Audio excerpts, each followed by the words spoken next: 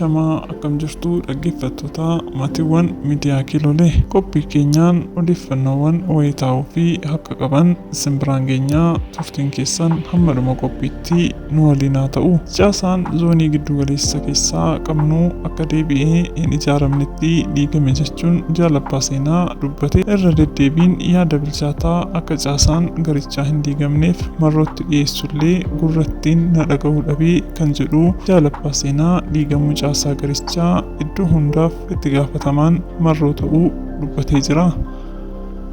Keessattuu zoonii giddugalaa keessaa caasaan nuuf hojjetu guutummaan guututti diigamee jira kan jedhee Jaalabbaa Seenaa tooftaa marroon yeroo hedduu fiduu kan diigumsaa malee kan garicha fuulduratti tarkaanfachiisuu miti jechuun komii dhiyeeffachuusaa odeeffannoon miliqee bahee nuuf ibseera. Gama biraatiin marroon hoogganoota zoonii giddugalaa qooda ofiitti qabu ija shakkiin ilaalee ofirraa dhiibuun diinummaa babal'isaa jira jechuun Jaalabbaa Seenaa akkaataa kanaan yeroo gabaabaatti hundi keenya baduu dandeenya jedhee jira. Armaan duras ani akka dhuunfaatti yaada gaafan dhiyeessu ija shakkiitiin na ilaaluu kan jedhu Jaalabbaa Seenaa si'a hedduu akkan tasgabbaa'ee iddoo tokko ture hin hojjenneef shiran irratti xaxaa tureera jechuun akka dubbatee dhagahameera. Jaalshoodeen akka nyaatamuu kan godhes shira marroo ta'uu kan kaasee Jaalabbaa Seenaa sobaan akka waan isa jaallatutti nutti odeessaa jechuun komiisaa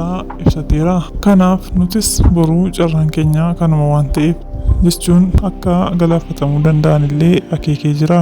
Kanas ta'e kana caasaan keenya zoonii hunda keessa jiru diigamee badeera kan jedhu Abbaa Seenaan keessattuu zoonii giddugalaatti irra deebiin ijaaruufis illee ni ulfaata jechuun miira abdii kutannaan dubbatee jira. Egaa haala kanaan shaneen badiidhumaarra jirti. Dhaggeeffattootaa fi kabajamtoota keenya qophii har'aaf qabnu asumarraan golomnaa yeroo gaarii qabaadhaa. Galatooma.